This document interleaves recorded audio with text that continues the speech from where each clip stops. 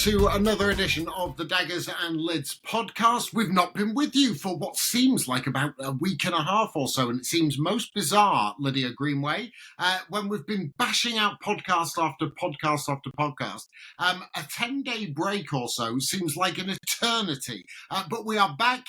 And there's a reason that we have left it for this long, because we wanted to end with a complete roundup of the Women's International T20 series between England and New Zealand. It was pointless kind of just going in at the third T20 or the fourth. Let's do them all as a whole and take an overview of the entire series, which England won 5-0. But before we do all of that, hello, Lyd. How are you? It seems like ages, even though I saw you actually I saw you yesterday at Lord's. Yes, hello, Dagnall. I know we only saw each other yesterday. I have to admit, the sun is out, and that is great news because everyone is in such a better mood. I've just been outside, actually. My neighbours are out in their garden. They're having a glass of wine. Yeah, we're recording on a Thursday at 5:15, which is an ideal time to crack open a little drink, sit in the sun, get a few nibbles out. It's interesting you say this, because actually, dear listeners and viewers, we were supposed to record this at around about 10:30 this morning. And then I get a text message. And we'd sorted all of this out at Lord's yesterday. Now, essentially, this is my fault because I forgot to bring our tripod so we could record our entire podcast live at Lord's. Now, we did manage to get an interview with the England head coach, John Lewis, which you will hear later on in this podcast. That said, we then said, why don't we record it remotely and we'll do it in the morning. I can get it out in the evening. Now, you then sent me a text message. I can't do it. I can't do 10:30. Can you do 5 o'clock? Well, it's 5 o'clock. It's a glorious day. We should be sat outside having a beer. I will admit that I've had one. I've had a beer because it's glorious. I've been working in the garden today, chopping back the Japanese roses, which is a hideous job, let me tell you. And I've still got bits of garden in my hair. You might be able to see. There's not any in that bit of my hair, in the back bit of my hair, because it's bald. But the transplanted bit of hair, there is bits of debris from the garden in there. So I have had a beer. I thought, stuff you, Lydia Greenway. Yeah. If you have changed the timing of recording, I'm going to have a beer and then we're going to record. How do you like those apples? I am all for that, Daggers, and you're absolutely right. It's my fault that we're recording now, so hands up. And actually, you should crack open another one. Why not? I should really. Well, it's my fault. Originally, the whole thing, we keep blaming. This is just me and you all over. No, it was me. It was not you. It was me. Very British. But essentially, it was my fault originally because I forgot the tripod, and so we couldn't do necessarily what we wanted to.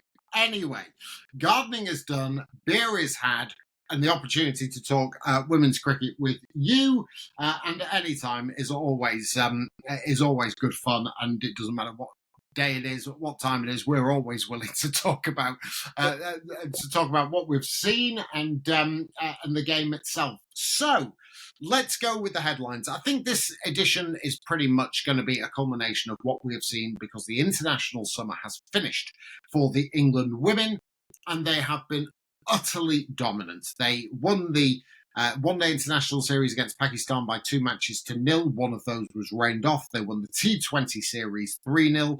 They beat New Zealand, who were the second overseas team to come in, at 3-0 in the ODI series, and a 5-0 whitewash in the T20 series. As an overview, Lydia, I mean, it really has been, and I think the gulf is starting to show between England, Australia, India, and possibly the rest of the world, which is no real surprise, but the gulf is there.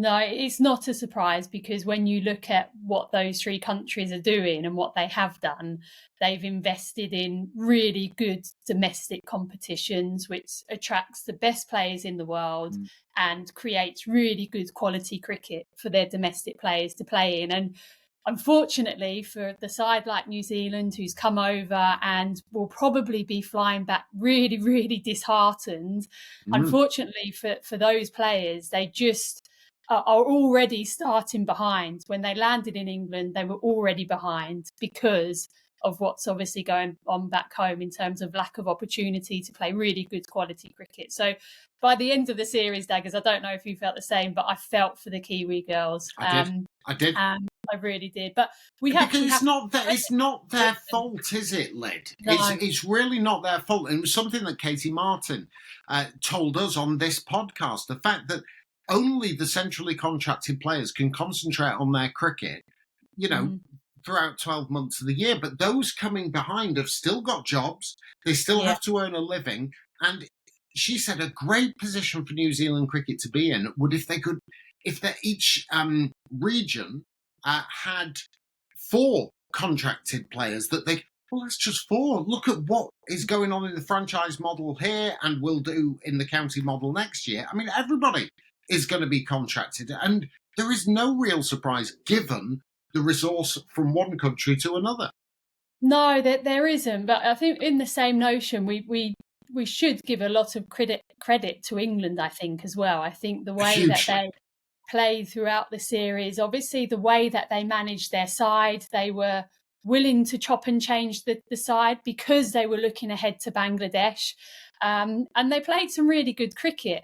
It'll be interesting for people to listen to what John Lewis had to say, and I'll probably pick up off one of the things that he mentioned after we've listened to it. But they have played very, very good cricket. And when you then think about the fact that they have to sit down and narrow 17, maybe 18 players down into 15, that is going to be a really, really tough task, because I think names who have done well this series could well be left out for that World Cup in Bangladesh in only, what is it, a couple of months' time, 2 or 3 months' time. So I'm pleased I'm not having to select that squad, I have to admit. I've just been so dominant. The other thing is, Lyd, and I talk about New Zealand and it's not being their fault, it's also not England's fault either. That they have to play, they can only beat or play who they are put up against, and it is not their fault that New Zealand are not necessarily well resourced, or Pakistan or whatever.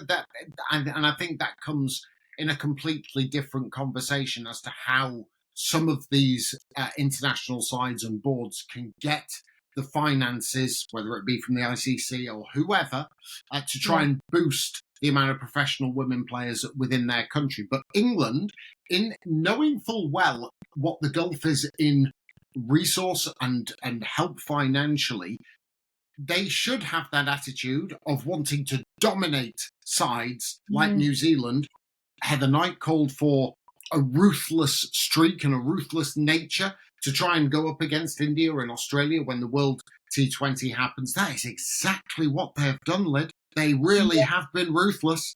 Yeah, it has been. And that would be one area where, if I've looked at that England side, even in the last 12 months, I don't think they've been as ruthless as they can be. And I think there has been a shift towards that mentality of, we've won 4-0. Who cares if then it's not that way of thinking. But if it's 4-1, we've still had a really convincing win. Actually, no, that mentality is we are really going to dominate.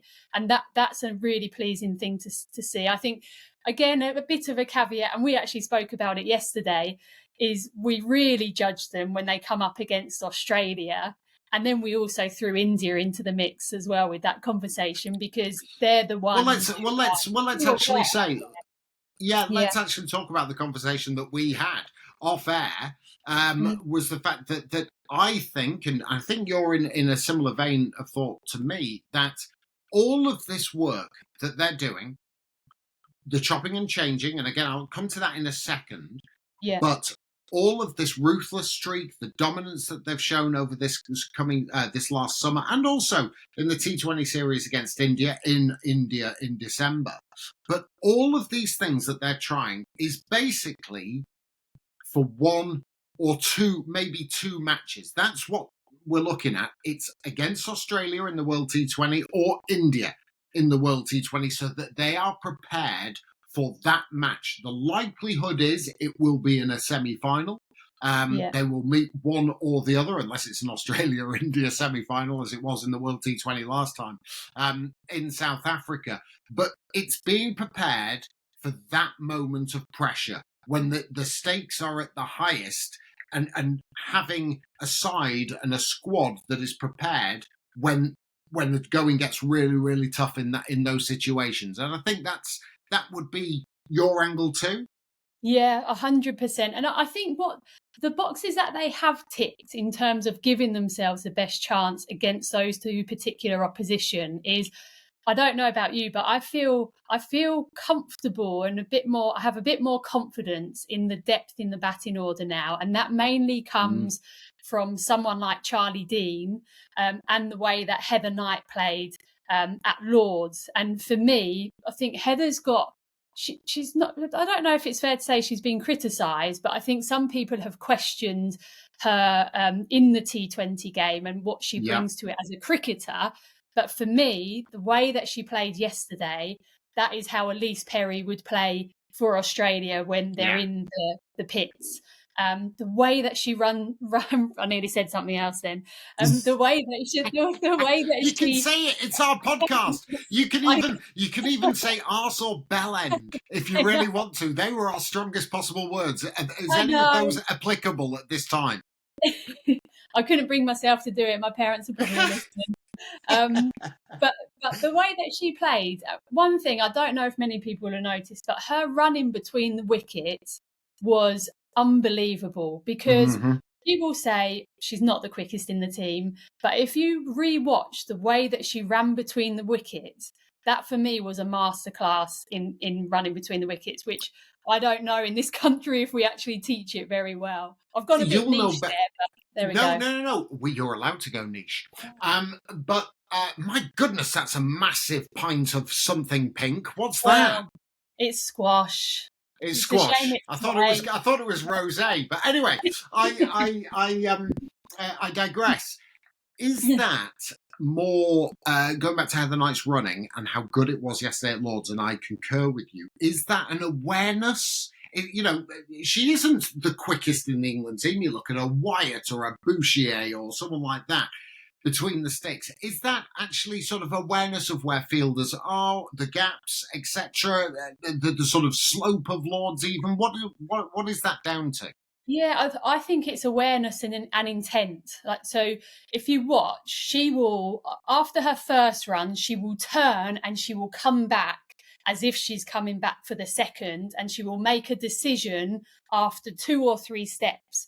Whereas when you look at poor runners between the wickets, they will turn, they stop, they look, and then they decide if they're going to run or not. So, yeah, for me, it's a small thing, but I just thought she did it really well. And yeah, I like Freya Kemp as well in there in that middle order too. I know she hasn't always come off, but I do think she adds a lot of value. I don't know if you would agree with that, obviously being a lefty as well.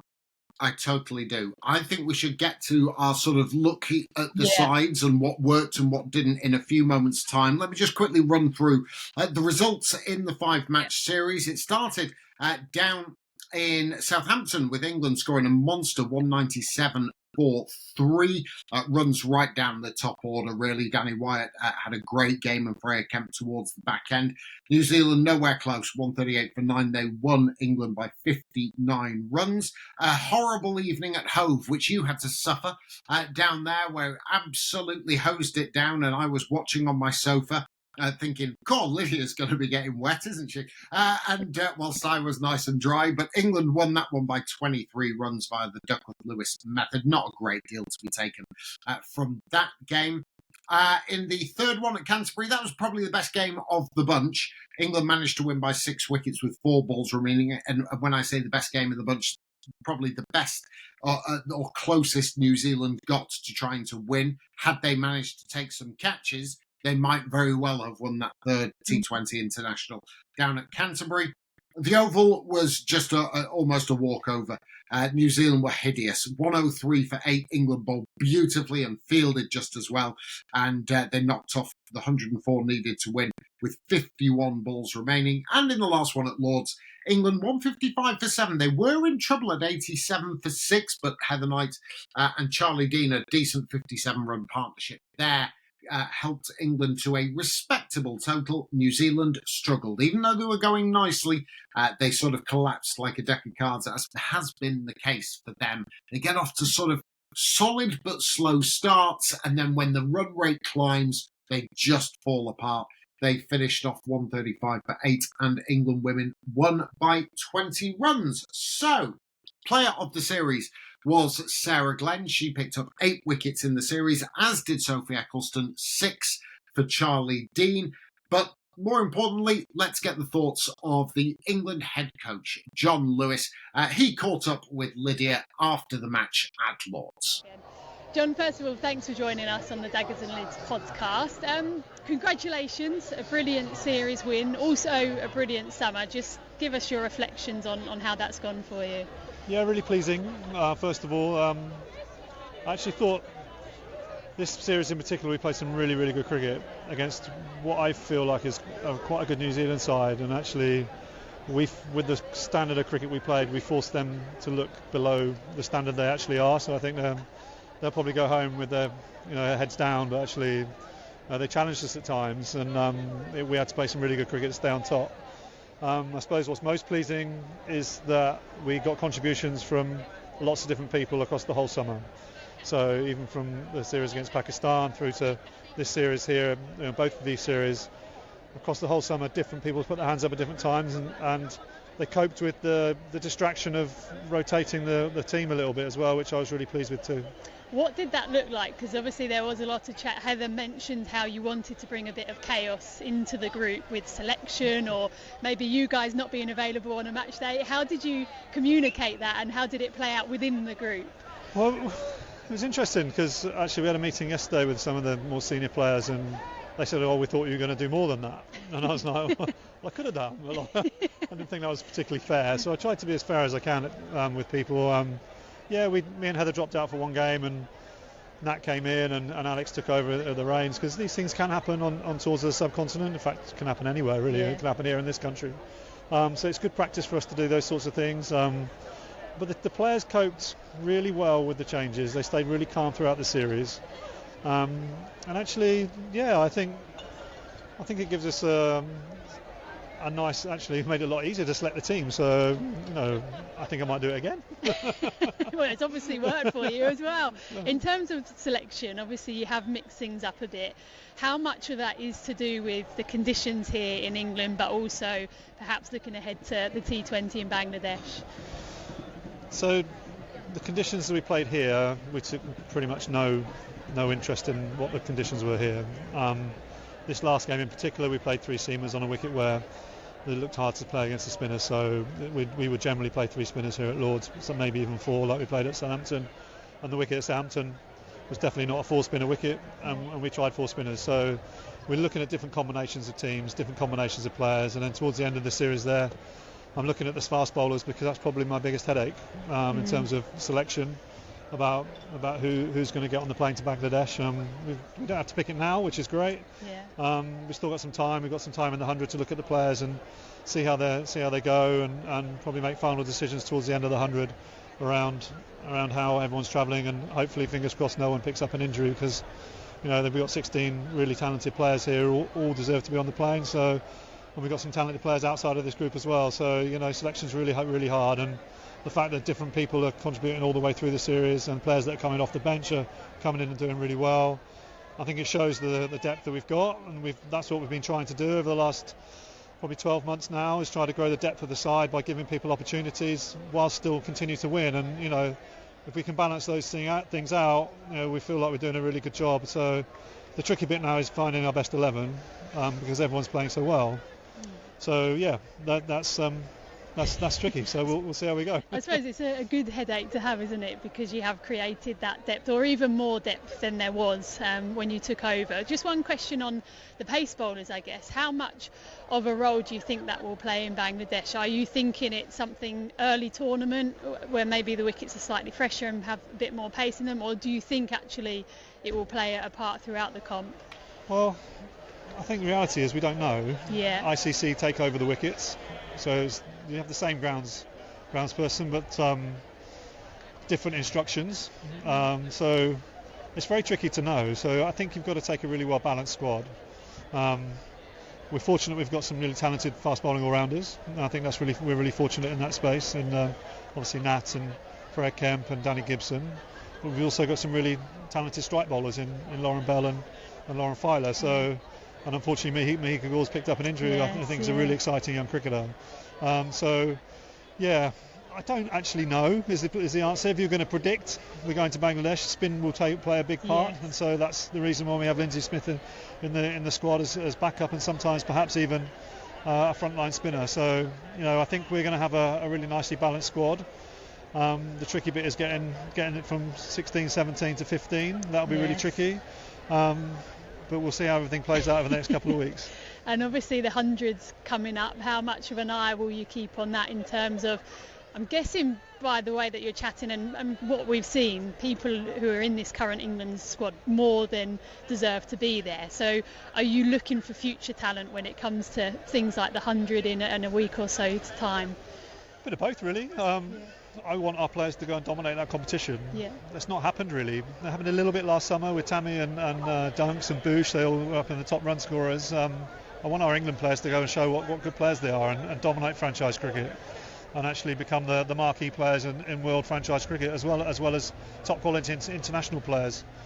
So I want our girls to go and show that they can really play really good cricket in a different situation, which sometimes for our players is tricky because we run an environment here which is maybe a little bit different to other environments, and we're really supportive. I know that sounds a bit like other environments aren't supportive, but I know they are. But we are overly supportive of our players, and we try and make them feel as safe as possible when they're in our environment and out on the cricket field. And sometimes in other environments with different messaging from different coaches and different distractions around them, that can be tricky, and they might be asked to play in a different way that we ask them to play. So sometimes that can be tricky for them. So actually going in is a really good challenge for them to see how they can perform in the 100.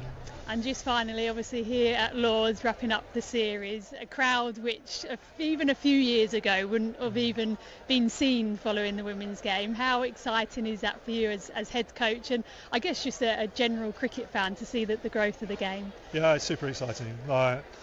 Off the back of last year's crowds, where I was really interested to see what would happen this year in a standalone series against a New Zealand side, apart from rather than an Ashes series or an Indian series, and the people coming out to support has been amazing. The difference between the men's crowd and the women's crowd is pretty obvious, and it's so much more family orientated. It's a brilliant crowd. They're so supportive of the girls, and I think the most important thing is the girls love it. They really love playing in front of a crowd, and they really appreciate the support, and they actually thrive in it. So actually I'm not sure what the crowds will be like in Bangladesh, and whether or not there will be many people that turn up to watch the games live. I'm sure there'll be big crowds on TV, but it'll be interesting to see if there aren't crowds and it's a little empty, the stadium, how we cope with that after having been, I suppose, spoiled by the brilliant support that we get here. Yeah, it's been amazing to watch, and just finally, thank you for obviously your time, having a chat with us, and well done again on the series win, and obviously best of luck for the series ahead. Thanks, Liz. Cheers. John Lewis speaking to Lydia Greenway. I thought the best part of that interview, I have to say, was the camera work, because one of us forgot the tripod, and so I was able to do you remember an episode or a program on Channel 4 called The Word with Terry Christian? No, I don't. What decade you was don't that? Remember? You're too easy, Tiger. Well, anyway, they used to do sort of like extreme close-ups and have really mad cameras. And sometimes I felt, as I turned the camera from the two shots of you and John Lewis, and then turned it into a one shot as smoothly as I could, because my arms were aching from actually holding the camera in that position. And I thought, this could be like an episode of The Word. Those of a certain age will understand that reference. Obviously, Lydia, you are far too young. Well, no. What was the big takeaway for you from what John Lewis said? Yeah, so the one thing I picked out from him was the sort of case that he was making, that the side had made New Zealand look worse than they were. And I think that's a fair point. I think that's a really fair point. I think that the fact that they've been going with the three spinners more often than not, I think has really helped them dominate in the middle overs particularly. And obviously with the bat, I think when you look at the different performances from different players, I think everyone's chipped in. So I would agree with that. I think I thought he spoke really well. What anything that stuck out for you? Well, it was interesting what he said about the chopping and the changing of the squad, and a lot of people have had a lot to say about this.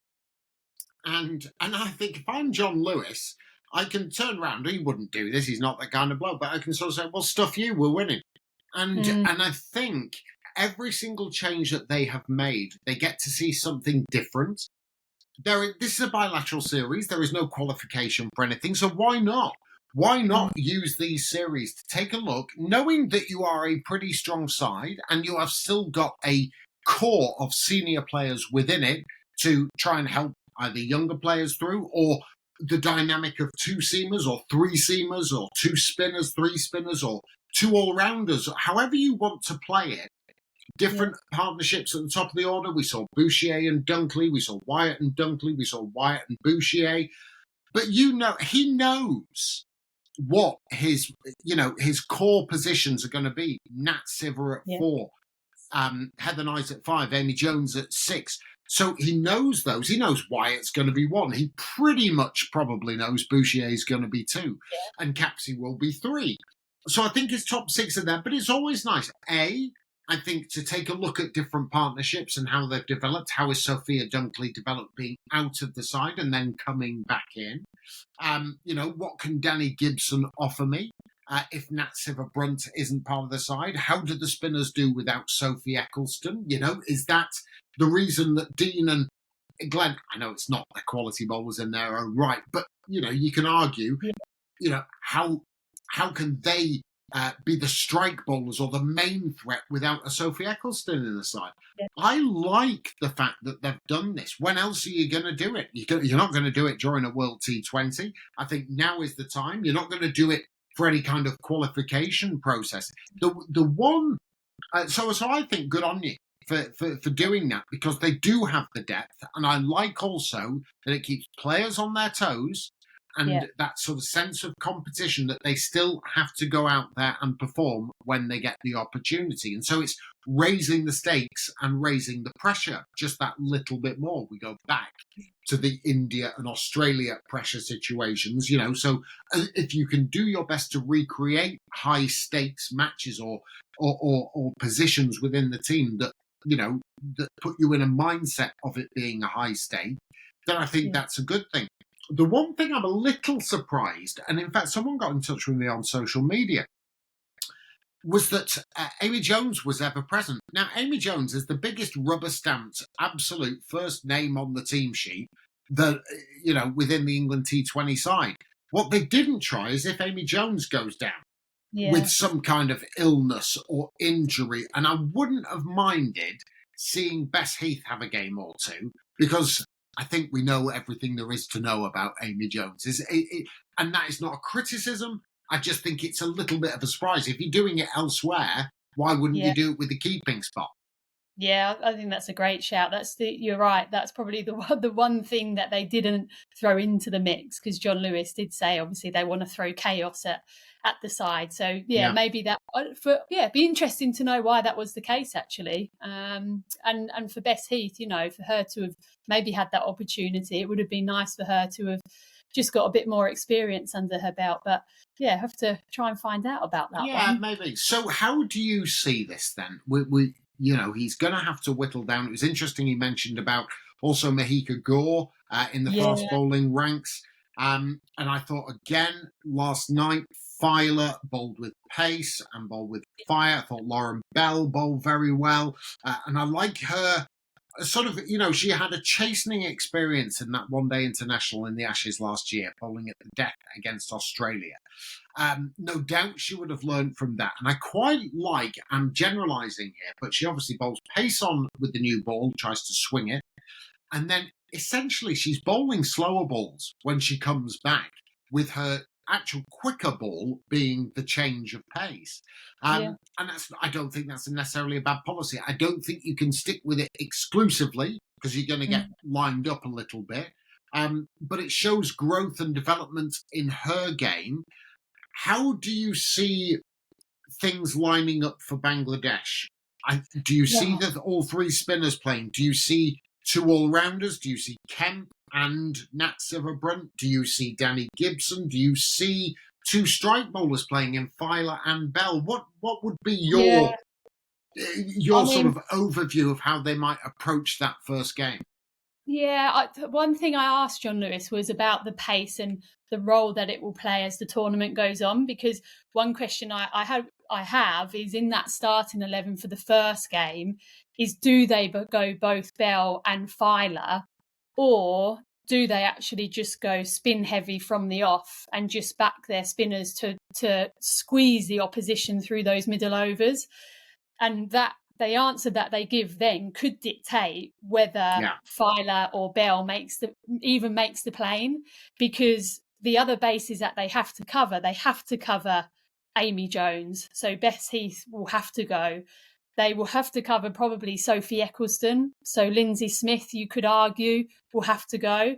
And then they probably have to have a bit of batting cover as well. So you would suggest that that's Sophia Dunkley. And then do you go Danny Gibson as that all-rounder cover for someone like Nat Silverbrunt? So that they're sort of your four players who could be there and in the squad, but not necessarily in the starting 11. So I've gone. Should I just go into what my 11 might be? Carry on. So I'll keep going. So the Boosh, Danny Wyatt, Alice Capsey, NSB, Heather Knight, Amy Jones, Charlie Dean, Sophie Eccleston, and then, sorry, I've missed out Freya Kemp, Sarah Glenn, and then either Bell or Filer. I don't know. What would you do? Would you go extra pace early on in that first game? Because then if you do, spinners will miss out, won't they? Yeah, it's difficult because I agree with you. The top six picks itself, I think now, and I think that is an absolute given. Within that top six, you actually do have bowling options in Nat Silverbrunt. You've got Alice Capsey, you've got Heather Knight. So you've got three extra bowlers already there. So now we're talking about from 7 down to 11. The three spinners have to play, and I don't care what the conditions are. I actually don't. I think they are good. They're not good, they're world class. And I think that it doesn't matter what surface they're playing on, they're still going to be successful. I think we've seen them successful on green decks. I think we've seen them successful on turning decks. So there's 3 more spots. So now you're talking about 2 more spots to look at. Your top 6, the 3 spinners. Yeah. I think you're looking at then an all-rounder, a pace bowling, a seam bowling all-rounder. And for me, it would be Freya Kemp ahead of Danny Gibson. And I think you want to have a bolstered batting lineup in the subcontinent rather than playing 2 pace bowlers in Filer and Kemp. I think you've got in Filer and Bell. And so I will be tempted to play Freya Kemp in that. And then the toss-up is between Bell and Filer.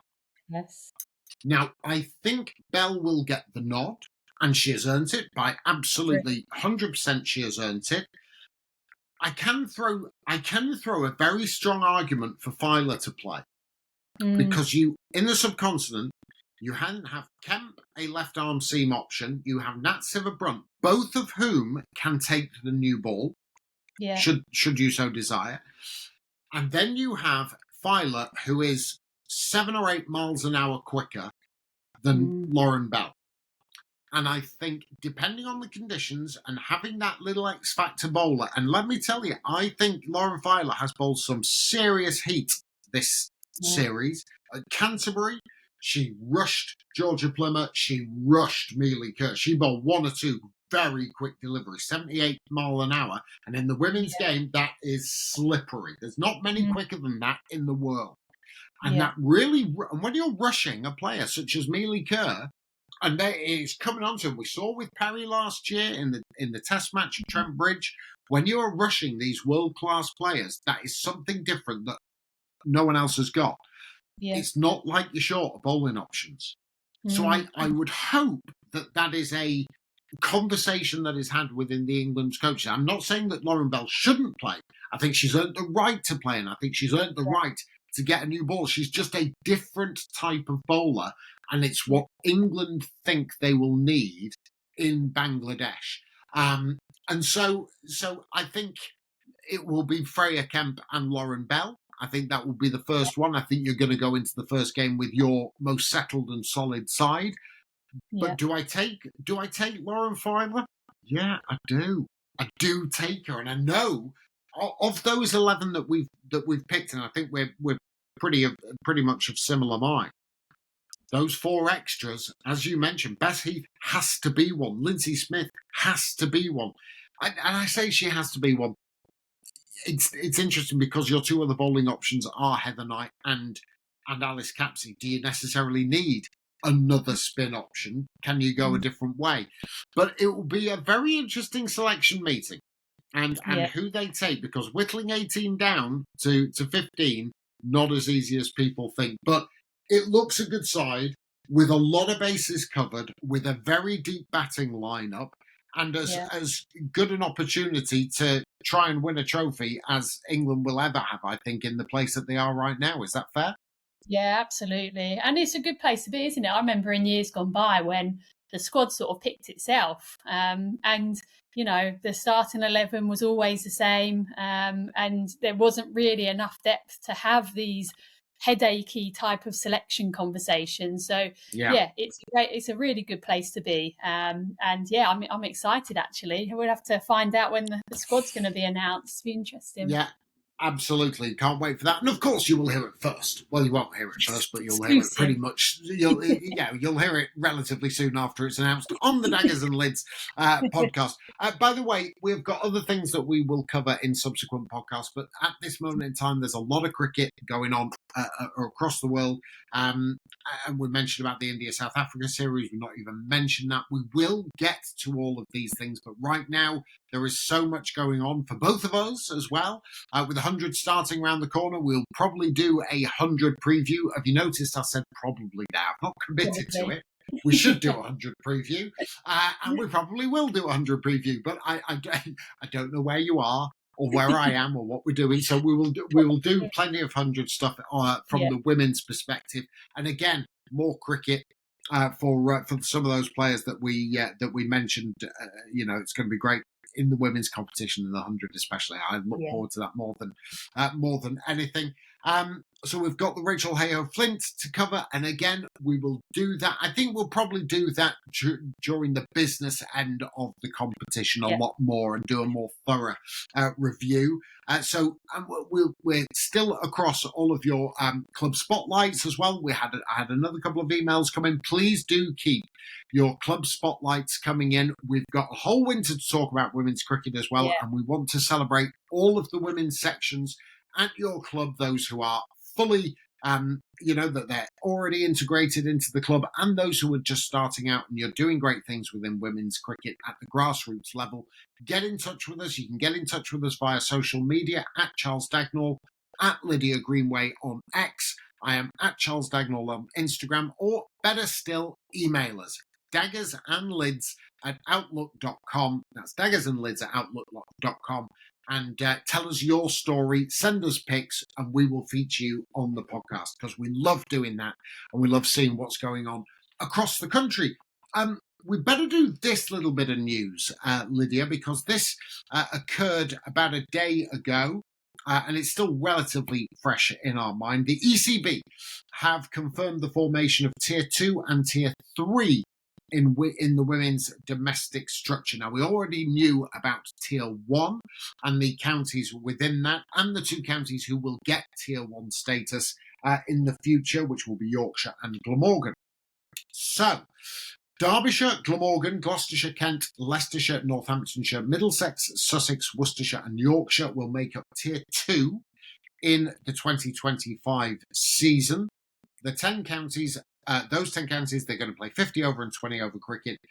They will provide further information on the competition structure and the schedule in due course. Obviously, all of the new funding that's coming in will assist those tier 2 counties to try and get some very, very good standard out there, and that annual investment up to £19 million across the entirety of the women's game. Tier 3 status will be awarded to all national counties. Now, this is an interesting sentence for me. All national counties who would like to participate. So they don't have to, but if you'd like to, they can be in the new Tier 3 competition for 2025. Yorkshire become Tier 1 next in 2026. Glamorgan Tier 1 in 2027. And the ECB have set the Tier 1 standard they're going to be expanding it to 12 teams by 2029. There is no promotion or relegation from 2025 to 2028. So basically, it's saying the rest of the major counties will get Tier 2 status and the national counties will get Tier 3. What's your initial thought? Oh, what we should say is that we're going to get stuck into this, hopefully, with Beth Barrett-Wild. She is going to be a guest on the programme as soon as we can get her. She is the director of the women's professional game. But what's the sort of headline for you, Lyd? Yeah, I guess I've obviously read that and have read a bit of the reaction as well. I think there's a few grumblings that obviously the established counties are just automatically becoming the Tier 2 counties regardless of how good other counties' applications might be. So maybe there is something to that. But I think in its, how it looks, the one thing I really like about it is the Tier 2s get the opportunity to become a Tier 1, obviously with that expansion. So there's motivation there for the Tier 2 counties to plot out a roadmap as to how they will get into Tier 1 status. So there's a bit of a carrot there. But the one thing that I love the most about it is the knockout cup that they're going to have, which will include all tiers. So from 1 to 3, every county can enter. It's a bit like the FA Cup, isn't it? Yeah, exactly. Cricket. And I love that because it will allow Tier 3 counties to play against Tier 1 counties, all that sort of stuff. And it really does create opportunity. So, yeah, I mean, I'm not grumbling too much about the counties that have got picked. I mean, I don't know, that might be a bit too blasé to say, but it sort of makes sense if they've got the right infrastructures in place. Yeah, absolutely. I hope they incorporate promotion and relegation down the line. Yeah, that's I really hope they do. My other worry slightly is, let's say you're a Tier 2 county and you've got someone who's 17 years old and is, what is to stop? And they've been developed by that county, Leicestershire. Now, I know it happens, and it happens in the men's game and stuff like that. But if you spend time developing a female cricketer and you're Gloucestershire, and at this moment in time shows a little bit of something, their leading run scorer in Tier 2, what's to stop them getting picked off? Just simply picked off by the Tier 1 county. She's going to want to be playing Tier 1 cricket, because that's the higher standard, but then that particular county will feel a little bit slighted that their player has gone off. Now I know that's what happens in the big wide world and stuff, and that's hence if you're the leading run scorer in Tier 2 and it's Gloucestershire, say, and you also are top of the table, but you can't get promoted, and therefore you're going to lose that player. I mean, I know it's a little bit of a stretch, but there are one or two things that just sort of. I'm not doing it for the sake of it. I'm actually looking at potential real-world situations. Yes. But look, at the end of the day, I'm with you in that there is an expansion to the women's domestic structure, and there is a very strong structure. There are going to be more professional women players, which is only going to be a good thing. Yeah, it's up to us to actually pick it apart a little bit and find, because that's what our job is. But overall, I think it looks overwhelmingly positive. Having said that, we are going to speak to Beth Barrett-Wild. So any questions that you have, and I'm not talking about you, Lydia, your questions will be answered anyway. But you, our dear listeners and viewers, have any questions you have about the tier structure, please do get them into us, and we will ask Beth. And we're more than happy to do so. Again, I mentioned those ways of getting in touch with us. You'll have already heard them. So do get in touch if you've got any questions about that, and we shall put them to Beth Barrett-Wild, and she will be a guest on the show, and we can sort of grill her a little bit about what that means. But overwhelmingly, I think it's probably a very positive thing.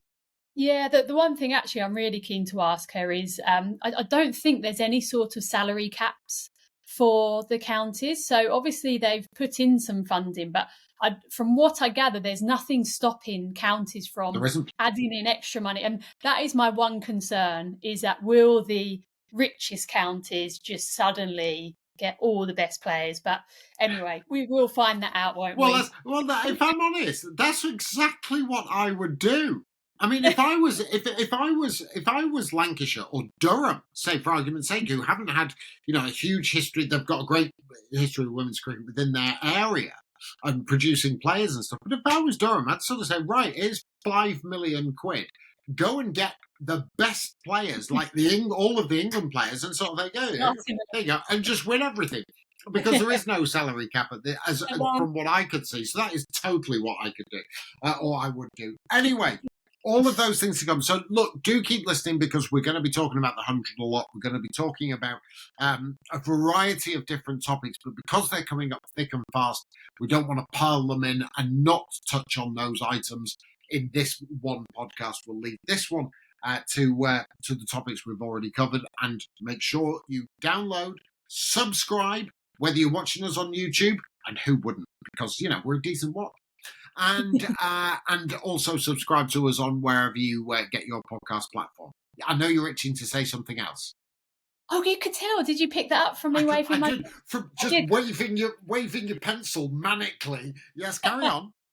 Well, I didn't know if you were going to wrap it up or not, but I just wanted to squeeze in a bit of the 100 news about Grace Harris. Have you? I don't know if you. I just saw that on the social media. So Grace Harris has pulled out. I've been gardening, Lydia. Yeah, I've been in the garden. I've got bits of hedge stuck in my transplanted hair. So no, I've not seen this. Carry on. Whilst you were in the bushes, breaking news of Grace Harris being unavailable for the 100 for the London Spirit. So she's actually going to be replaced by Dipti Sharma and Erin Burns, because Dipti will have to go off to play in the Asia Cup. So just wanted to keep everyone across. That's why I was frantically waving my pencil, but I'll let you wrap up the pod now, Daggers, and get back to you. I shall do that, and I shall get back in the bush, shall I? In that bush. As well. Well, look, thank you, as ever. It's great to see you, and I will see you next week, I am sure, and in some capacity. In fact, I'll see you Friday, tomorrow. I'll see you on time. At Birmingham, because it's the last Vitality Blast match. But we shall get this uploaded as quickly as we can. Hope you've enjoyed listening, and look forward to your company the next time on the Daggers and Lyds podcast.